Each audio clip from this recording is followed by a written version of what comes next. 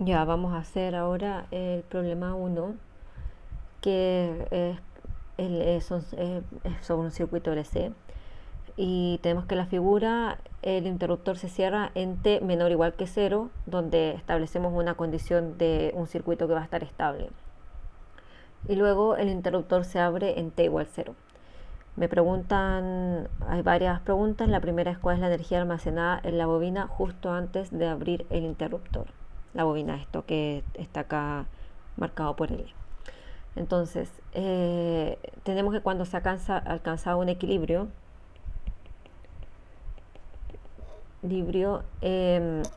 la corriente no varía.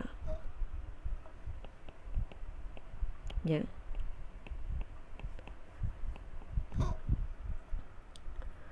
Entonces ya no va a haber una diferencia potencial en los extremos de la bobina y decimos que eso va a ser como un cortocircuito. Ya, entonces no hay diferencia, no hay. Por lo tanto, delta V en L, no hay delta V en L. Ya. Entonces va a ser es como una corriente, es un circuito simple, no despreciamos, no consideramos L. Es como tener dos resistencias y una corriente.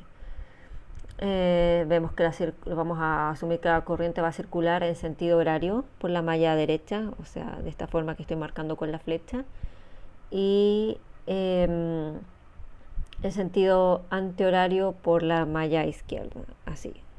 O sea, viene la corriente acá, después sube y por la malla izquierda va a circular en sentido antihorario. Ya, entonces aplicando para la malla derecha, tenemos que aplicar la ley de mallas. Tenemos que es menos la FEM más la corriente que pasa por 1 por R1 y eso es igual a 0. Ya.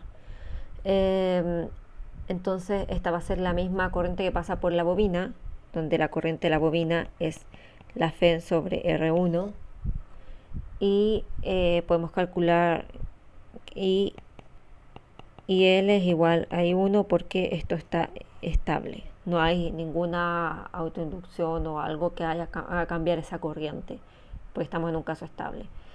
Entonces, por lo tanto, sabemos que UL es igual a la autoinductancia por la corriente sobre un medio. Entonces, eso es igual a L reemplazando lo que tenemos arriba por, dado que esto es igual a I1, obtenemos esa relación marcada acá en 1. Y eso es igual a, reemplazando, obtenemos que esto es igual a la FEM al cuadrado, la corriente al cuadrado sobre 2R1 al cuadrado. Ya, esa es la primera parte del problema. Luego, después me preguntan, encuentra la diferencia potencial en la bobina justo después de abrir el interruptor. ¿Y cuál extremo de la bobina está mayor potencial? Si A o B. Entonces lo que pasa es que justo después de cambiar el estado del circuito, abriendo el interruptor, la corriente que pase a través de la bobina va a ser la misma que justo antes, ¿ya?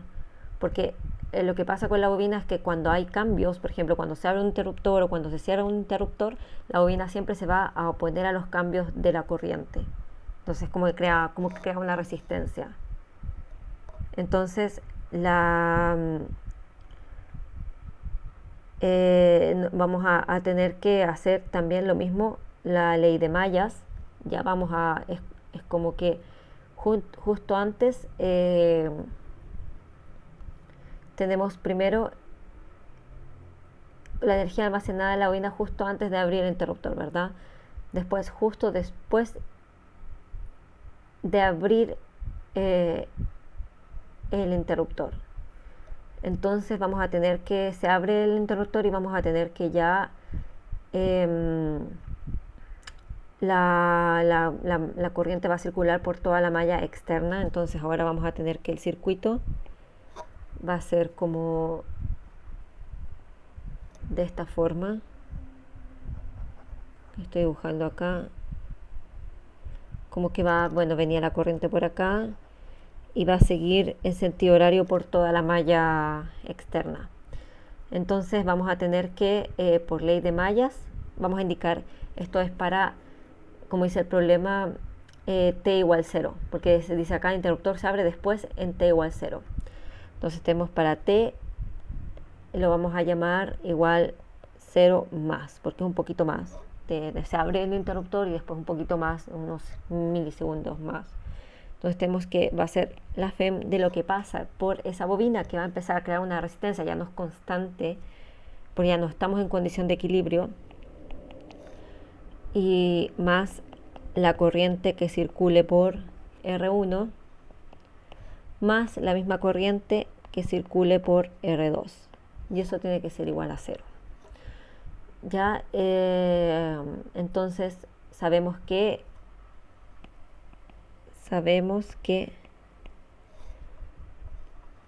I en 0 es igual a E inicial, la corriente inicial, sobre R1, que eso puede ser, es aplicado por la resistencia 1.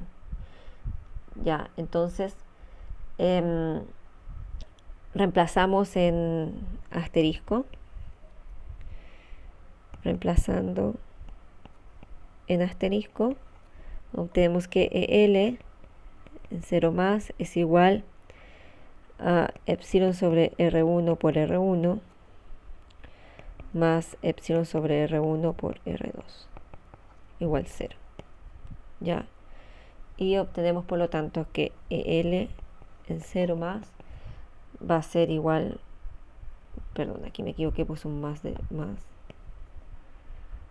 aquí era más, eso va a ser igual a R1 más R2 por esta corriente, por esta FEM, partido por R1. Entonces, como sabemos de cómo circula en sentido horario por la malla externa, el potencial va a ser mayor. Voy a tener una diferencia potencial ahora sí en esa bobina, y la diferencia potencial va a ser mayor en B.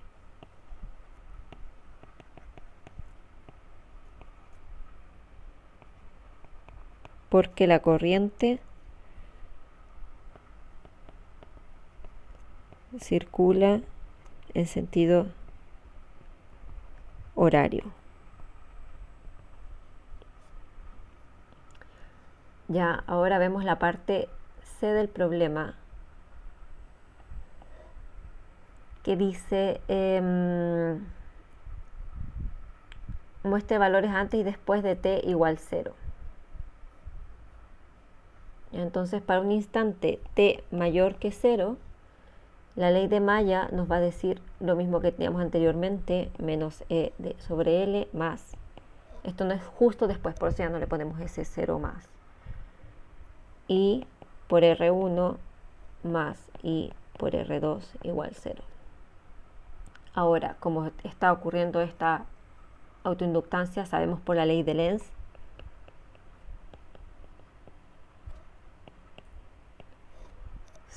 que E es igual a d phi de t, ¿cierto? Menos d phi de t.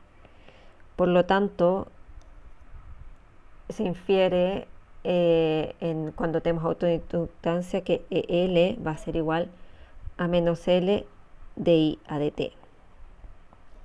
¿Ya? Y la ecuación nos va a quedar entonces de la ecuación, voy a llamarle 2,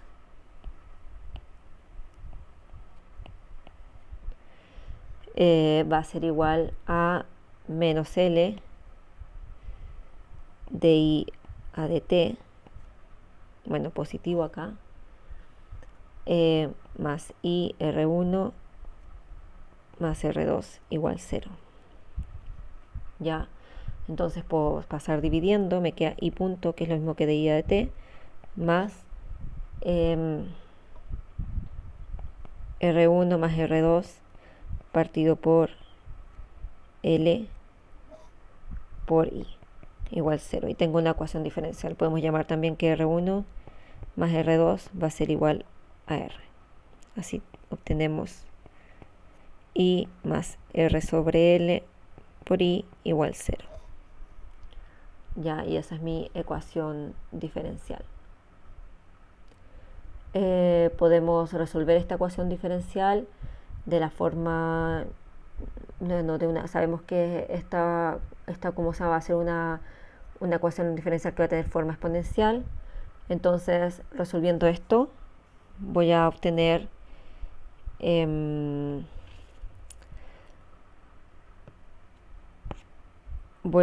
una ecuación de la forma que va a ser I de t igual a una constante 1 por e elevado a menos r sobre l por t. Ya, esa va a ser la forma de mi ecuación diferencial. Y como sabemos, dado que a un tiempo cero, eso es igual, y es igual a e sobre r1, tenemos que la constante c1 es igual a e sobre r1. Ya, entonces I en t va a ser igual a epsilon sobre r1 por e elevado a menos rlt con r igual r1 más r2.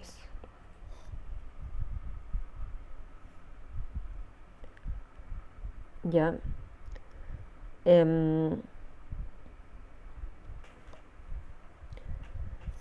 Y hay otra pregunta que dice cuánto tiempo después de t igual 0 la corriente R2 es I.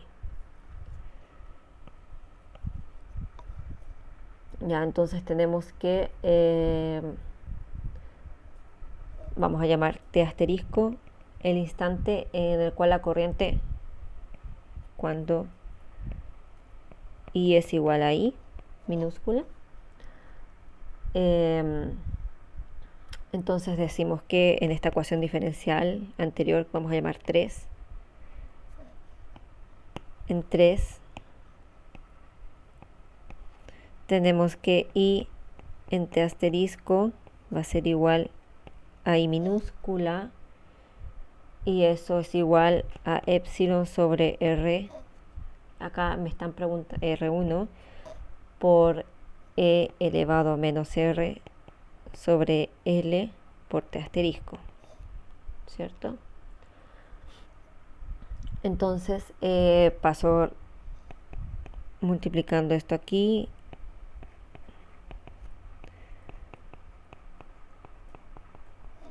asterisco, y voy a tomar logaritmo natural para resolver esta ecuación.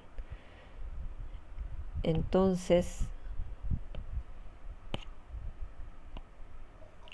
tomo logaritmo natural y obtengo que esto va a ser igual a menos 1 sobre r partido por l, entonces l sobre r por el logaritmo natural de I minúscula por R1 sobre E epsilon, y eso es igual a t asterisco, porque el logaritmo natural con la exponencial desaparece, y luego lo que hago es prácticamente despejar.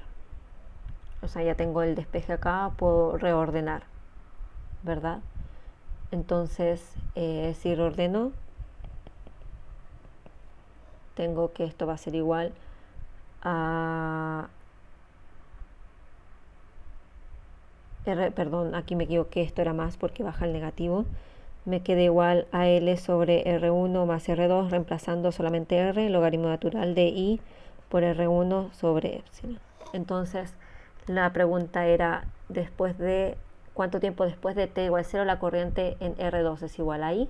Entonces, solamente reemplazo mi ecuación diferencial y ese es el tiempo en donde la corriente en R2 va a ser igual a I. ¿Ya? Ya vamos a hacer ahora el problema 2, donde dice considere el circuito de la figura, el cual yo voy a dibujar acá, donde vemos que tenemos 3 resistencias y una bobina. Y a la vez tenemos también un interruptor. Tenemos acá la FEM. Y vamos a etiquetar las corrientes I1, I2 y 3.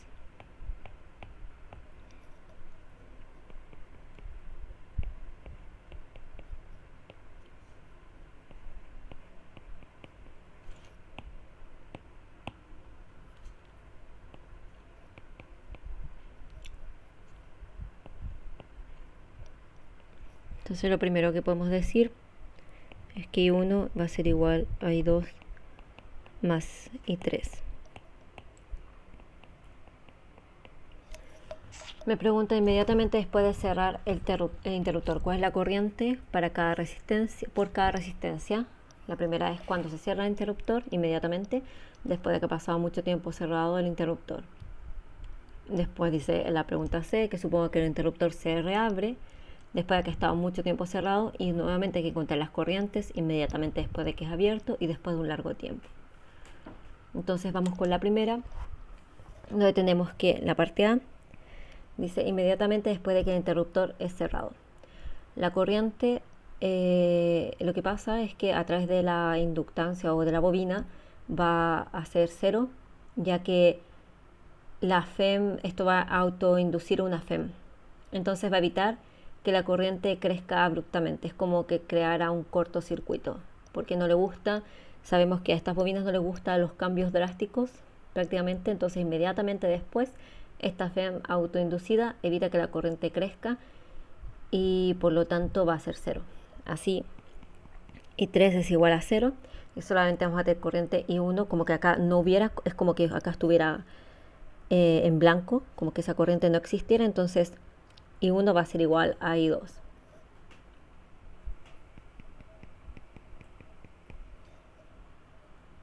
Entonces utilizamos las leyes de Kirchhoff y tenemos que la FEM más I1 por R1 más I2 por R2 es igual a 0. Y reemplazamos I2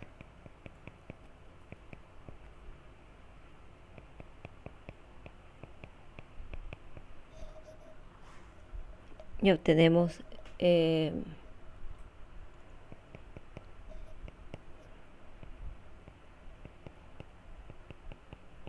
esto, y esto es igual a I2. Ya, luego me preguntan después de un largo tiempo. Después de un largo tiempo no va a haber ninguna FEM autoinducida. Esto cuando se cerró el interruptor no va a haber ninguna FEM autoinducida. Entonces las corrientes van a pasar por cada malla. Ya no tenemos este cortocircuito, este espacio vacío que teníamos en el caso de cuando se cierra inmediatamente, porque esto ya como que está acostumbrado a que pase y ya no existe una FEM que se autoinduce por la bobina. Entonces tenemos para la malla inferior ley de mallas,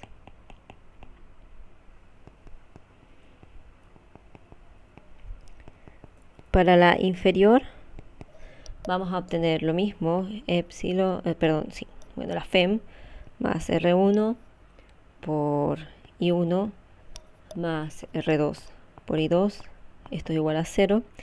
Y para la superior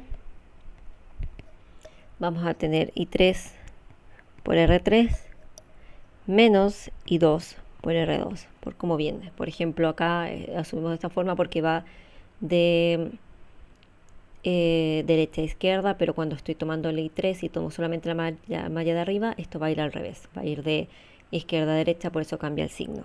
Eso es igual a 0.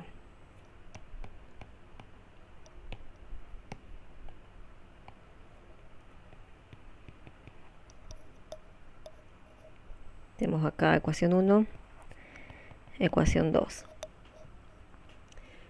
Ya, y sabemos la ecuación 3 que anoté acá, por ley de nodos, que I1 es igual a I2 más I3. Entonces lo que hacemos es resolver y bueno, resuelven el sistema de ecuaciones como más les parezca. Y resolviendo yo obtengo I1, I2 e I3.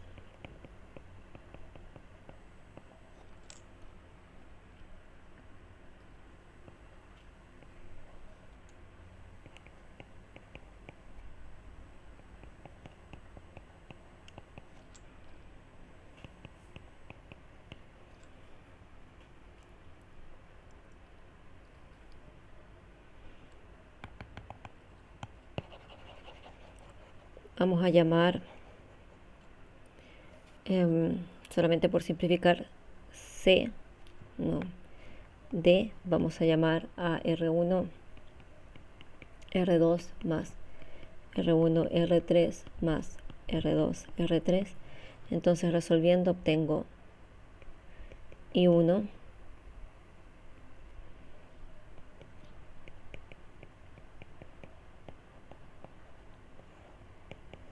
sobre toda esa constante que va a ser la misma para las tres, entonces es más fácil escribirlo así.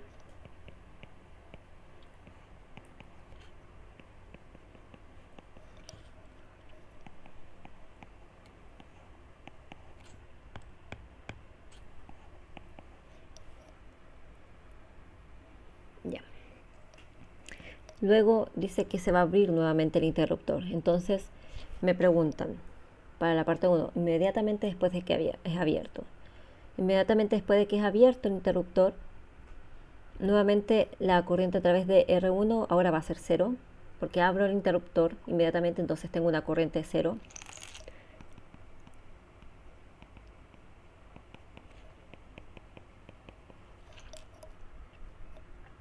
Y por lo tanto, I2 va a ser igual a menos I3, según la ley de nodos.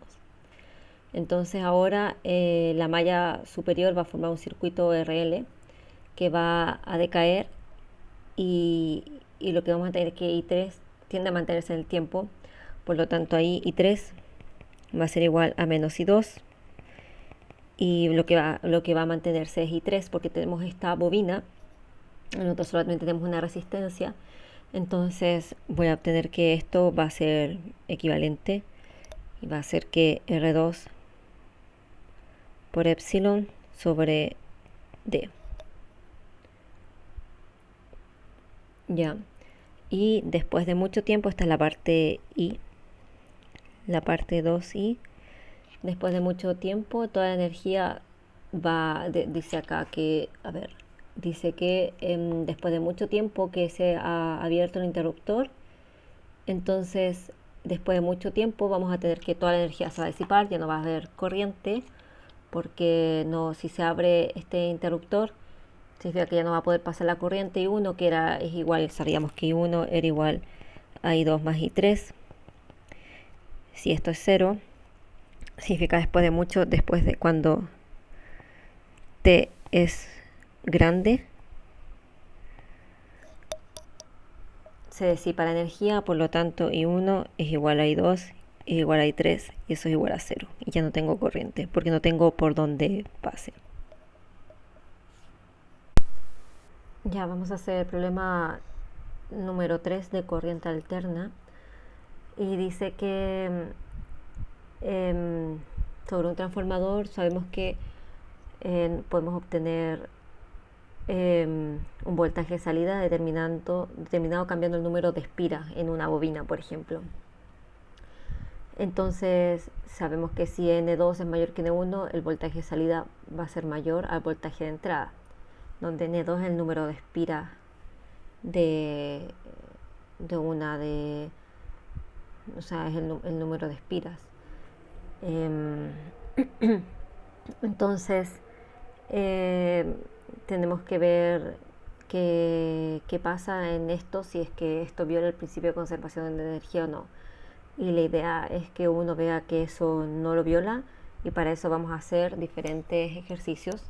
El primero es demostrar que la inductancia mutua es igual a L1 por L2, que son las autoinductancias respectivas, y después vamos a ir haciendo otros ejercicios.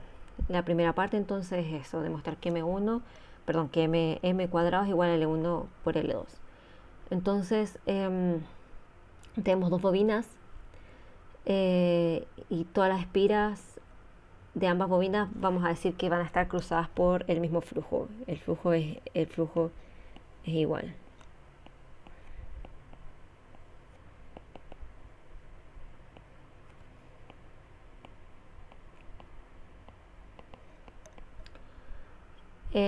Que es el flujo neto. Entonces sabemos que esto se puede describir como una contribución de autoinductancias e inductancias mutuas. Entonces para el flujo 1 va a ser igual, esto es igual a N1, que es el número de vueltas o de espiras en la bobina, por el flujo total. Y eso, por ejemplo, si una tiene más, por eso va multiplicado por el número de espiras, porque depende de la cantidad de espiras que tenga cada bobina. Y eso va a ser igual a la inductancia mutua por la corriente más la autoinductancia por la corriente más la inductancia mutua por la corriente en 2. Y para el flujo 2 tenemos lo mismo, el número de espiras por el flujo total, y eso es L2 por I2 más M por I1. Ya entonces tenemos el primero, es decir, 1 y 2.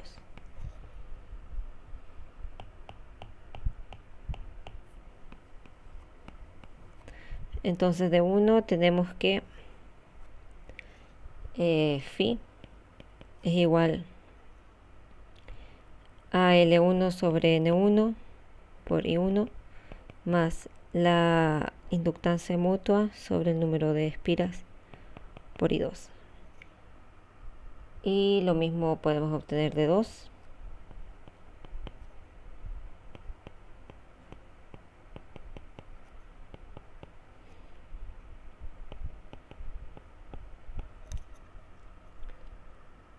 Entonces igualamos, acá tenemos A y B.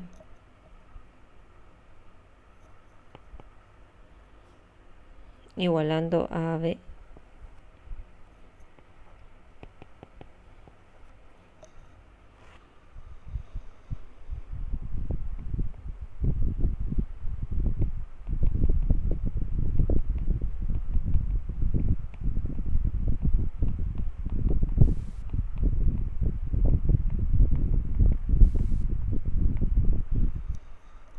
Podemos ver que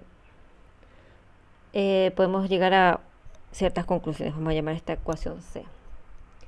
Ya, entonces vamos a decir qué pasa si la corriente es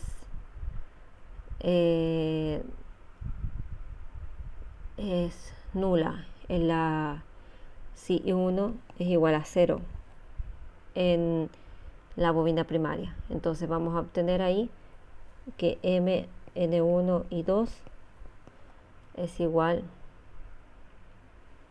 a L2, N2 y 2, ¿cierto? Y eso es igual a M, N1 igual L2, N2. Si I2 es 0, por el contrario, vamos a tener algo similar.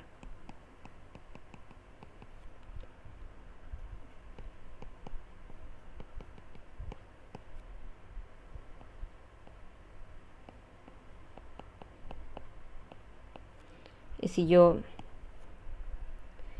de la ecuación de acá arriba reemplazo,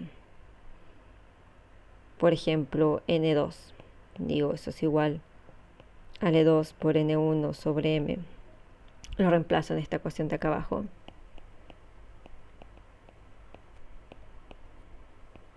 Obtengo que M es igual L2 por N1 sobre M igual L1 N1. Entonces cancelo esto y obtengo M cuadrado es igual a L1 por L2. Ya que queda demostrado lo primero que queríamos hacer. Luego Me preguntan, suponiendo que la FEM en la bobina primaria es menos epsilon 1 igual B1 por coseno de omega t, y que la secundaria se conecta a una resistencia, demuestra que las corrientes satisfacen las ecuaciones dadas por el problema. Entonces, sabemos que por la ley de Lenz, la FEM va a tener, la corriente aquí va a variar en cada bobina. Entonces, por ley de Lenz,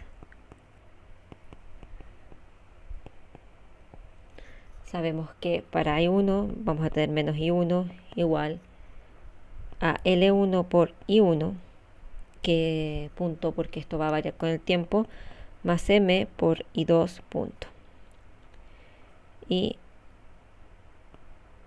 para E2 va a ser lo mismo.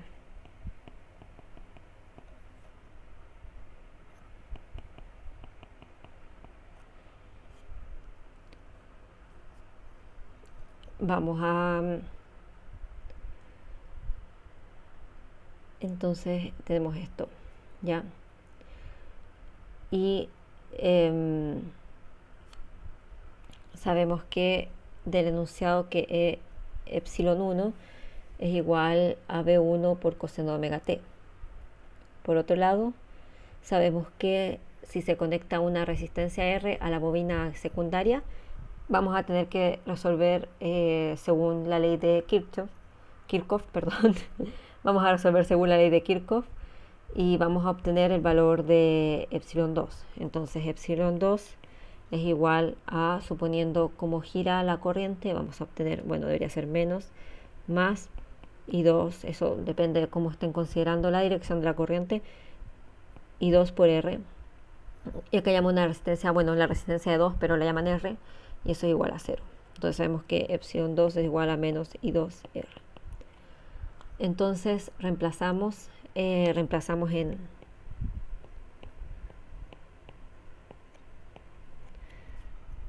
vamos a llamar esto 1 y 2, en 1 y 2, y en 1 reemplazamos el valor de la corriente que nos da el enunciado, es decir, vamos a tener acá L1 por I1 punto más M por I2 punto es igual acá a menos bueno, menos epsilon 1 ya está escrito, entonces B1 coseno de omega t, y reemplazamos en el caso de abajo L2 por I2 punto más M por I1 punto es igual a menos I2 por R, que es lo que obtuvimos por las leyes de Kirchhoff.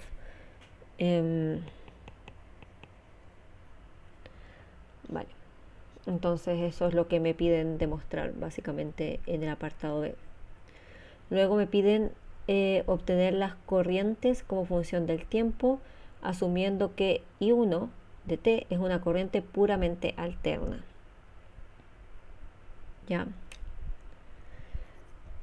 Entonces, para resolver esas ecuaciones vamos a llamar acá I minúscula y I2 minúscula.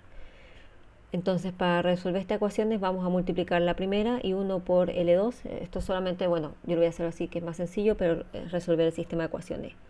La segunda, básicamente, yo lo voy a hacer como es más fácil para mí.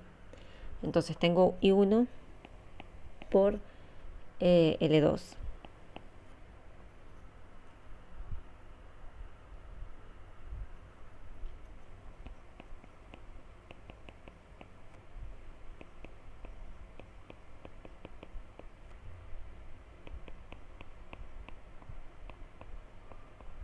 Y la segunda, lo que voy a hacer es M y 2 por M.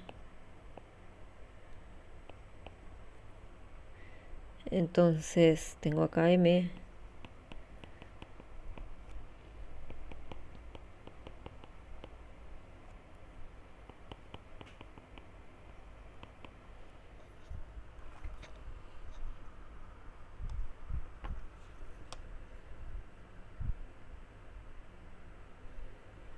reemplazo acá, dado que, a ver, acá tengo demasiado, voy a poner asterisco cerrado y asterisco, no. Recordemos que m es igual, m cuadrado es L2, L1, entonces reemplazo, me queda m, L2 y 2 puntos, más L2, L1 y 1 punto, igual menos I2 MR, esto doble asterisco. Entonces lo que hago es restar. Resto estas dos, resto asterisco menos doble asterisco. Y bueno, hay términos que se me van a ir. Básicamente los términos de la izquierda se me eliminan. Entonces voy a obtener L2 B1 coseno de omega t igual a I2 MR. Si no me equivoco, esto debería estar bien, sí. Yo obtengo entonces I2 igual L2 B1 coseno de omega t sobre MR. Y acá tengo un signo negativo porque uno pasa por el otro lado, sí. Ya. Entonces obtengo ese valor para I2. Ya, lo que acá me preguntaban era las corrientes con función del tiempo. Ya, entonces acá obtengo I2 y reemplazo esto en la ecuación 1 de asterisco, reemplazo en asterisco.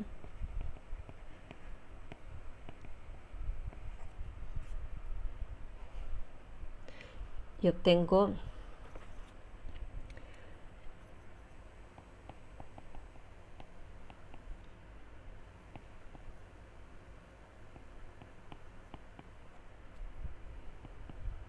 voy a escribir la ecuación de nuevo, menos, acá es m por d2 m b1 l1 r, y lo que va a variar es el tiempo, entonces d a de t coseno de omega t. Ya, acá se simplifican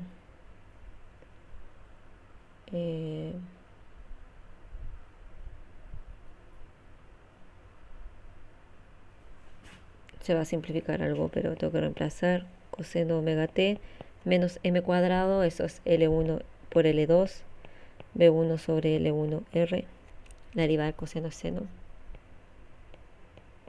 por omega, porque sale, bueno, por algo, lo que está multiplicando el tiempo, se cancelan los L1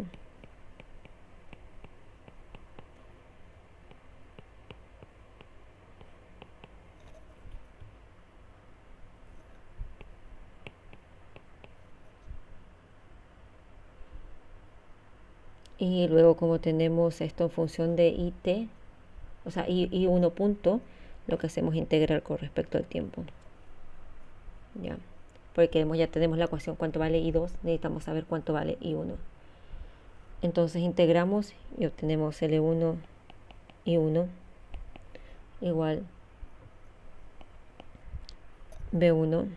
Esto pasa, como está multiplicando y integrando, pasa dividiendo el omega, y esto es seno más, esto va a ser la derivada de coseno menos seno, entonces queda con signo positivo, y como sale un omega hacia abajo, lo voy a escribir igual todo por 1 sobre omega, esto es coseno de omega t, se cancela con esto,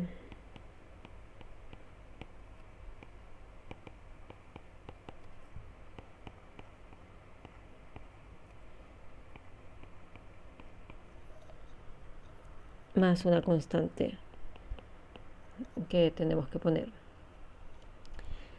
Que va a ser la constante de integración. Debemos suponer que la corriente por la bobina primaria es puramente alterna, lo que implica que no puede tener componentes que sean continuas. Entonces, las componentes continuas son representadas matemáticamente por términos constantes. Como es alterna, corriente alterna,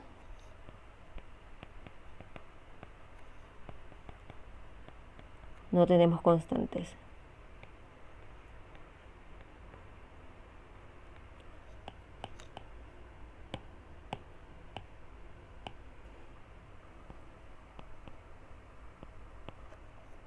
Que son, esos son representados, son términos continuos representados por una constante.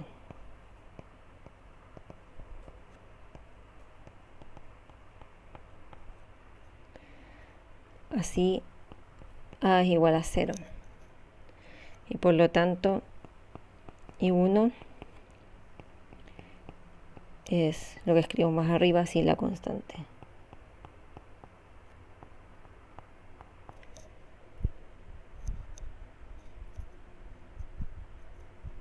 Perdón, aquí me olvidé de dividir por L1. Todo esto 1 sobre L1. Porque está multiplicando el I1 en el lado izquierdo. Ya.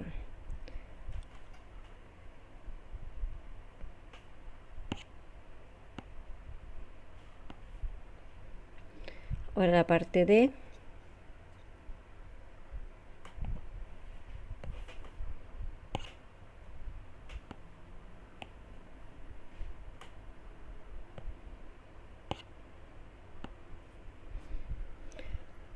Me preguntan, muestre que el voltaje de salida y el voltaje de entrada satisfacen demostrar que Vin sobre Vout es igual a N1 sobre N2.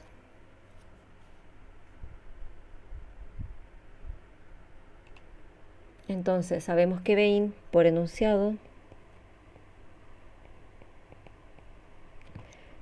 Vin es igual a V1 coseno de omega t.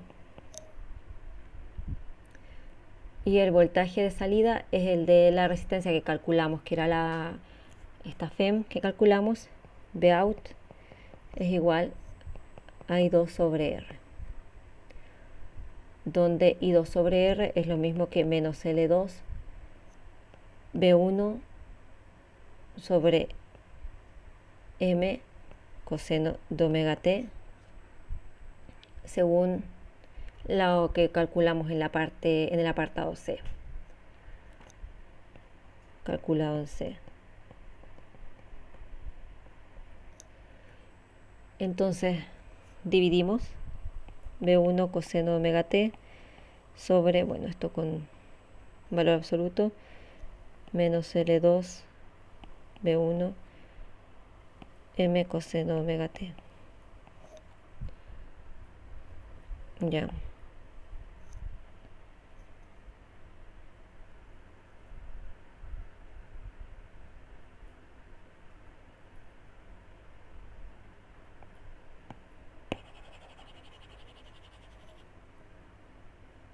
No, aquí está mal escrito esto.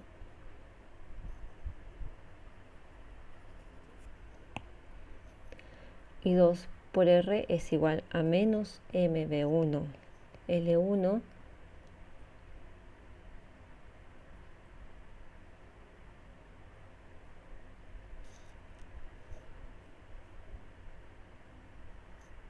perdón, de nuevo. Y 2 es igual a menos L2 V1 sobre M por coseno de omega t. Entonces dividiendo Vin con Vout,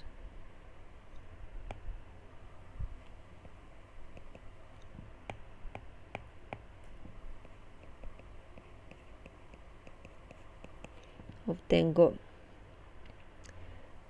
V1 coseno de omega t sobre menos L2 V1 M coseno de omega t, todo eso en valor absoluto, y eso es igual, se cancelan los b, se cancelan los cosenos y me queda m sobre L2.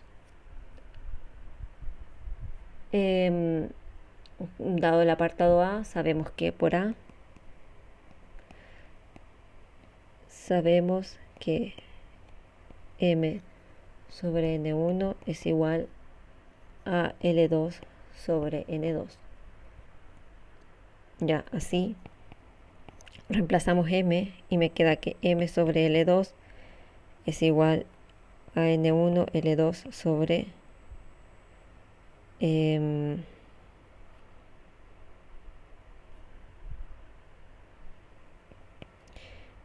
esto es igual a n1 n2 L2 sobre n2 por 1 sobre L2.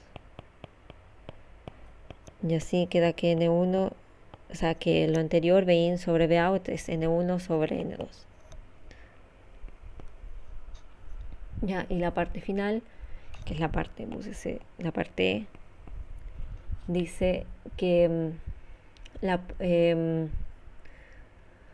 muestre que la potencia entrante promediada en un ciclo T igual 2pi sobre omega es igual a la potencia saliente promediada en el mismo intervalo temporal.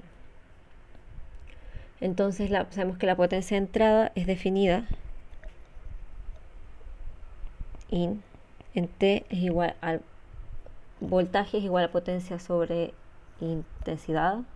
Entonces esto es igual a potencia igual voltaje por intensidad, que es la de entrada.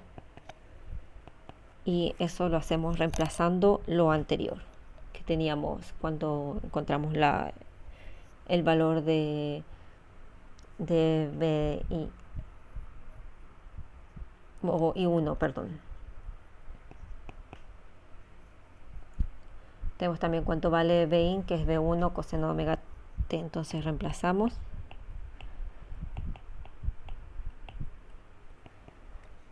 Y obtengo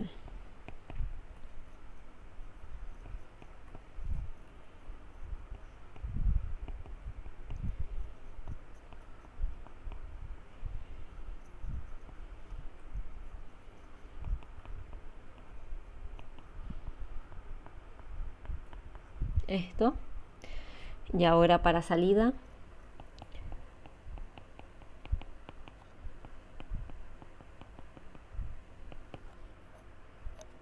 y esto es igual a lo mismo, reemplazo el Bout y el I2.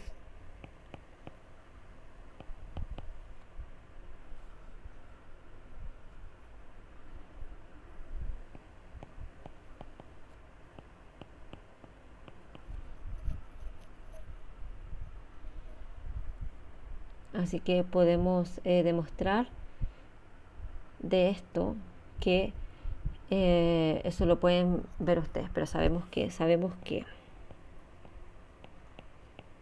el promedio del seno de omega t es igual al promedio del coseno de omega t, y que la multiplicación de estas dos funciones, el promedio de la multiplicación de estas dos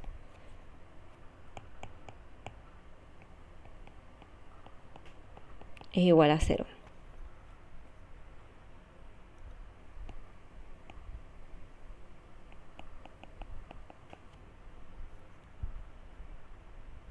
Entonces si multiplicamos, si calculamos el promedio de Pein, vamos a obtener que tenemos seno de omega t, coseno de omega t, eso desaparece, y el otro tenemos un medio, entonces voy a obtener B1 cuadrado por L2 sobre 2 L1R. Y bueno, esto es porque es cíclico A. Y en Pout va a ser una situación similar. Tenemos solamente el coseno de omega t, entonces ahí va a ser B1 cuadrado L2 cuadrado sobre 2 M cuadrado R. Y recordemos que M cuadrado es L1 L2, entonces tengo B1 cuadrado L2 cuadrado 2 L1 L2 R. Cancelo este L2, me queda B1 cuadrado L2 sobre 2 L1 R. Y podemos demostrar, por lo tanto, que Pin en promedio de esto es igual al Pout. ¿Ya? Por lo tanto, la energía disipada en cada ciclo por la resistencia va a ser compensada con la potencia de entrada en la bobina inicial, que es la que tiene el voltaje V1. Y por lo tanto no va a haber violación del principio de conservación de energía, dado que la Pin es igual a Pout. Lo anterior pueden verlo para una función nota. Para una función periódica yo tengo que f de t, por ejemplo, esto es igual a 1 sobre t, la integral de 0 a t, en este caso va a ser los 2pi sobre omega de f de t. Y esto es para demostrar esto que está acá, perdón, allá arriba.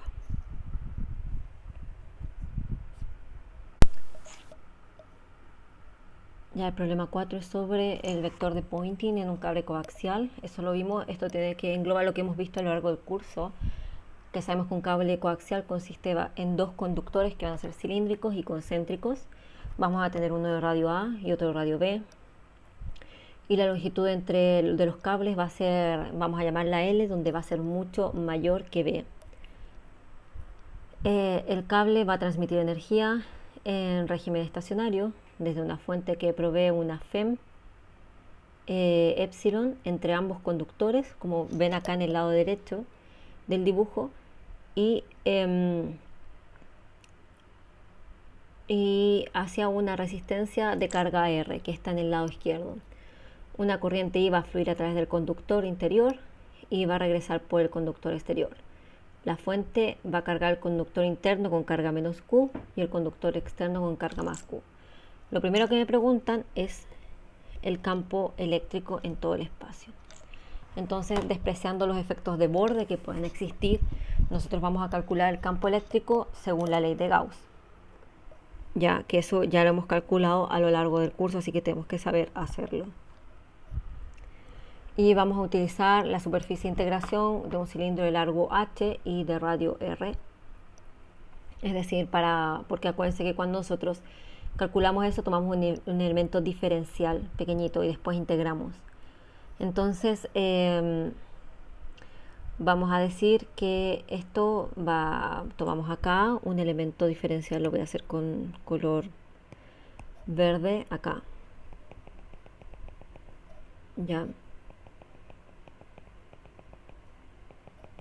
Y esto vamos a decir que va a tener largo h.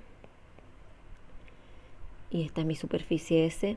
Y esta es mi radio R, que va a ser variable. Entonces tenemos que la superficie cerrada del campo va a ser igual de S por el campo eléctrico. Y eso va a ser E, esto es un cilindro, entonces eso es 2pi R por H. Y eso es igual a la carga superficial, que va a depender de la superficie, sobre epsilon 0. Y sabemos que Q va a ser igual a 2pi H por A, que es el conductor interior, por una densidad superficial. ¿Ya? Y ese omega es la densidad de carga superficial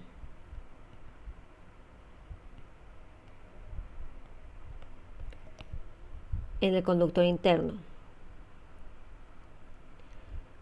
Y sabemos que eso puede calcularse donde va a ser menos Q sobre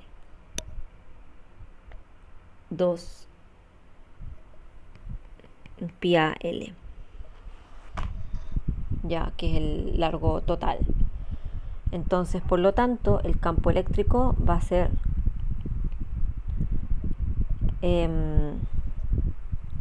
era Q sobre epsilon 0 por 2 pi RH.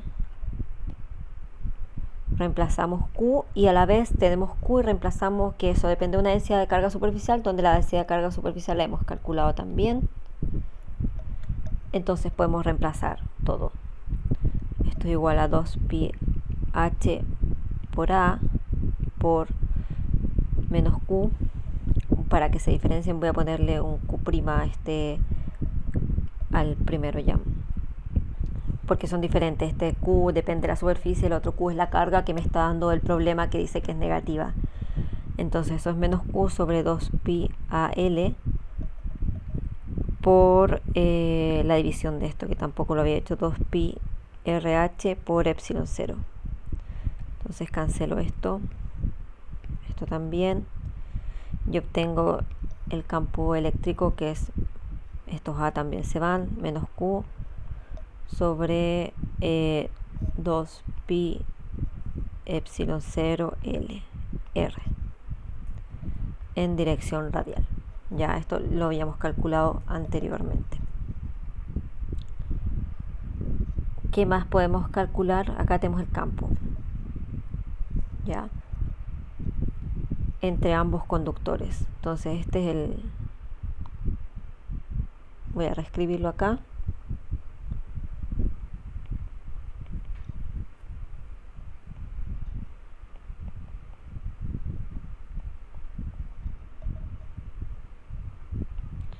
Campo entre dos conductores.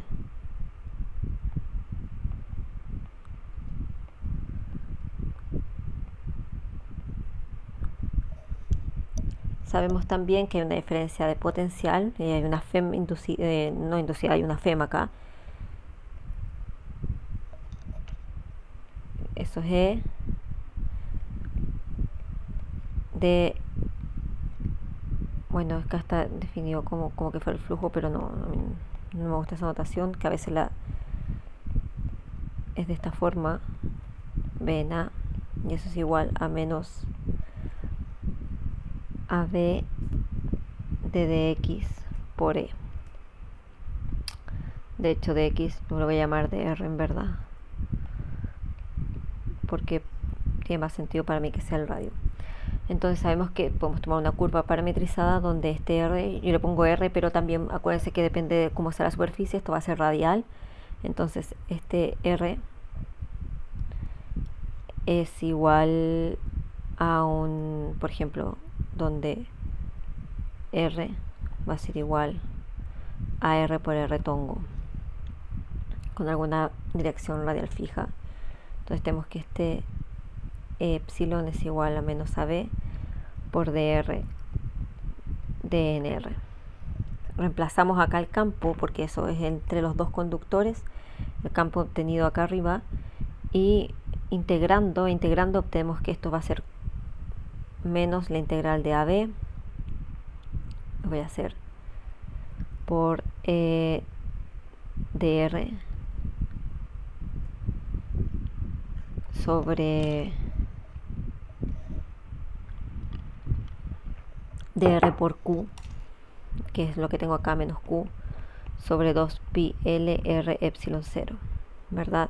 Entonces yo puedo integrar esto, sabemos acá que voy a obtener un logaritmo, entonces me queda q, negativo con negativo se cancela, 2 pi l epsilon 0, y voy a obtener el logaritmo de r, donde reemplazo los límites, tengo que va a ser el logaritmo de b sobre a.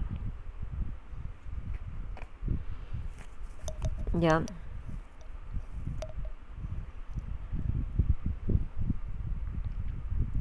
Y esto me va, ¿para qué me sirve esto? Porque es una diferencia potencial, ¿verdad?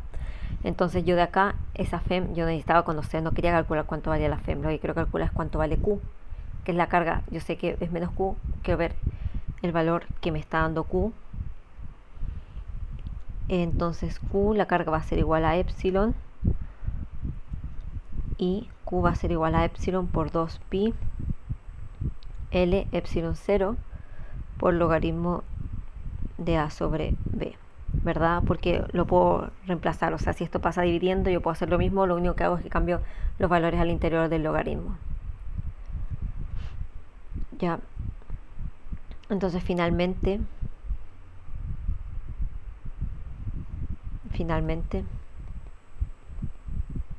calculo cuánto vale esto, este campo, reemplazo esta carga que era porque no tenía, yo sé que es la carga Q, pero no podía llegar y hacer el cálculo para de una forma más sencilla. Entonces reemplazo esto en la fórmula de campo eléctrico y obtengo que esto va a ser menos epsilon 2 pi L epsilon 0 logaritmo natural de A sobre B por 2 pi L R epsilon 0. Entonces se cancela acá esto y obtengo finalmente que el campo NR, dependiendo de la FEM, yo podría haber dejado eso, pero para que dependiera de esta corriente, digo que esto es logaritmo natural de A sobre B entre los dos conductores sobre R en dirección radial. Esto es entre los dos conductores nuevamente dependiendo de la FEM, pero yo ya tenía ciertas cantidades que podría haber considerado válidas porque ya me daban una Q, pero para saber cuánto vale el valor exactamente de Q dependiendo de la FEM, hago esto. Para R menos A, espero que se acuerden, es nulo, dado que es un conductor, y al interior de un conductor eso es nulo, y lo mismo ocurre para R mayor que B, ya que el cable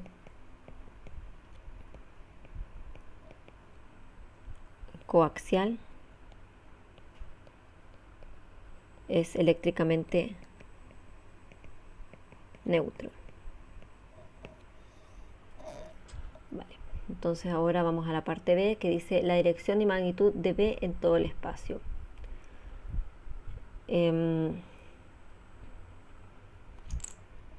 ¿Por qué estoy calculando campo eléctrico y campo magnético? Después lo van a ver porque me están pidiendo el vector de Poynting. Entonces es lo primero, tengo que calcular esto para calcular el vector de Poynting finalmente, que es todo lo que engloba todo lo que hemos aprendido de los otros cursos, o sea, a lo largo del curso, perdón. Entonces el campo magnético para A y B puede ser obtenido mediante, nosotros sabemos que es la ley de Ampère, definiendo una curva circular concéntrica que va a estar al interior del conductor. Entonces nuevamente acá lo voy a etiquetar con color lila. Entonces volvemos atrás y voy a definirlo acá. En esta curva voy a utilizar la ley de Ampère. ¿Ya? Para un radio R. Entonces, bueno, por simetría de campo magnético vamos a ver que solo va a depender la variable R, siempre los cilindros, y las otras se van a cancelar por ser solamente por una cosa simétrica.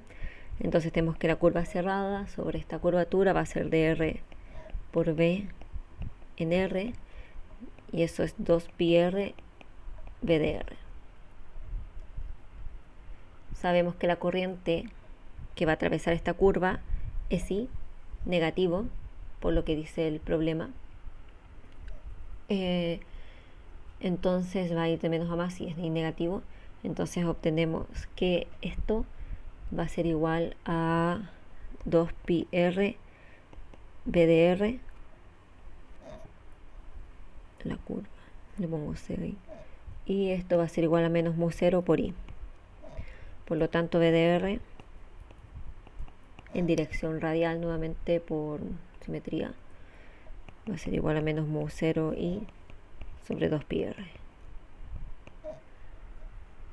Ah, no, espera, es la dirección radial, esto cambia, está bien, en dirección phi. Y el campo magnético va a ser nulo para R mayor que A, dado que ambos conductores van a llevar la misma corriente en sentidos opuestos. ¿Ya? Entonces esto va a ser entre el campo magnético entre R, entre A y B. Ya no estamos definiendo para esto entre medio de los dos. Tiene que ser algo que esté encerrado entre ambos conductores. Entonces ahora que me preguntan, esto era para R menor que A, perdón. Me preguntan, calcule el vector de Poynting al interior del cable y luego al integrar el vector de Poynting sobre una superficie apropiada, encuentre la potencia que fluye a través del cable coaxial. Entonces calculamos el vector de Poynting. El vector de Poynting es definido como P de R1 sobre mu0 por ER cruz B de R. Por eso necesitamos las dos cosas, que el campo eléctrico y el campo magnético, que es lo que estamos calculando anteriormente.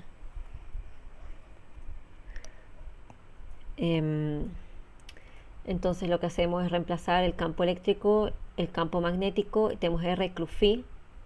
Esto, si se fijan, yo le había dicho dirección radial, es la dirección radial en el círculo, pero cuando calculo el campo magnético voy a obtener por regla la mano derecha que va en dirección phi. No teta, porque eso no, en dirección phi, que es la dirección angular. Entonces tengo las dos variables, entonces reemplazo.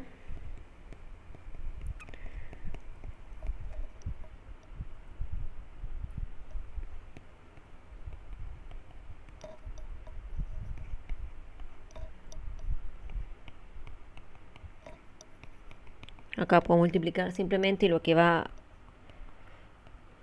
a ir dentro del producto cruz van a ser las coordenadas.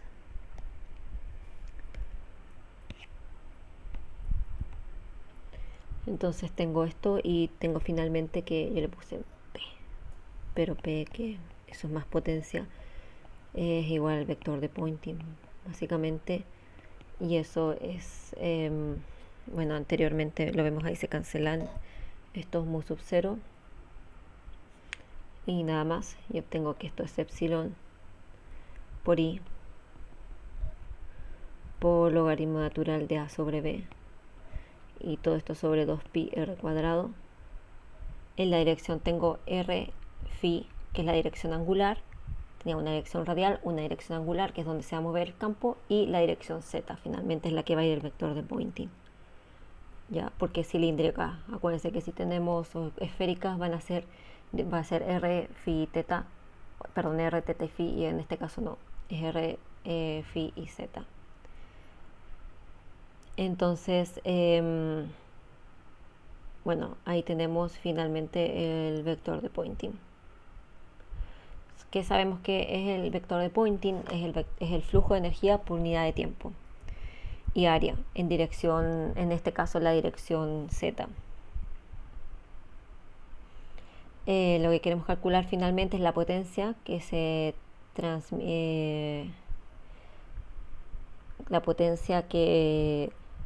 se transmite a través de esta línea, de la línea, y sobre una sección transversal entre ambos conductores. Entonces, para calcular la potencia va a ser el vector de Poynting en la superficie. Ya, entonces potencia es igual a la integral en la superficie por ds, le voy a poner sub para que no se confunda, dr por el vector de Poynting.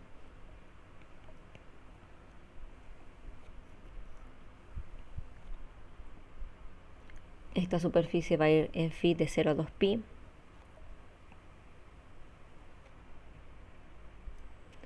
y el radio va a ser de A a B.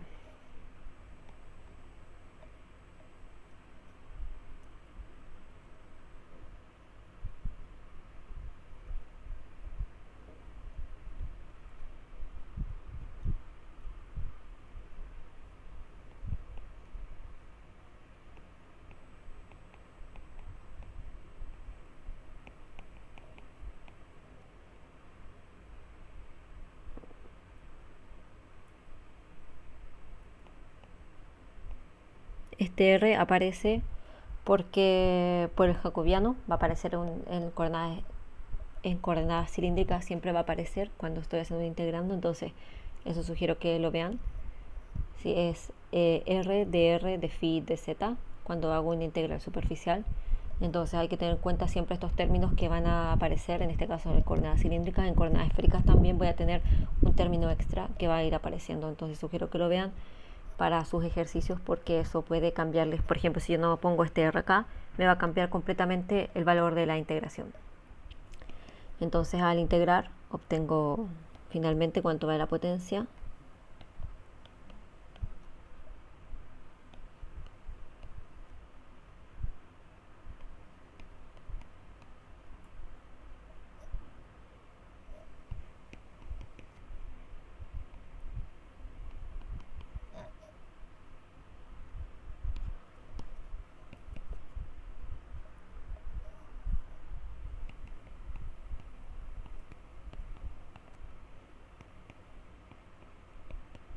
Esto se cancela y obtengo que la potencia es epsilon por i, que es la potencia que se disipa en la resistencia.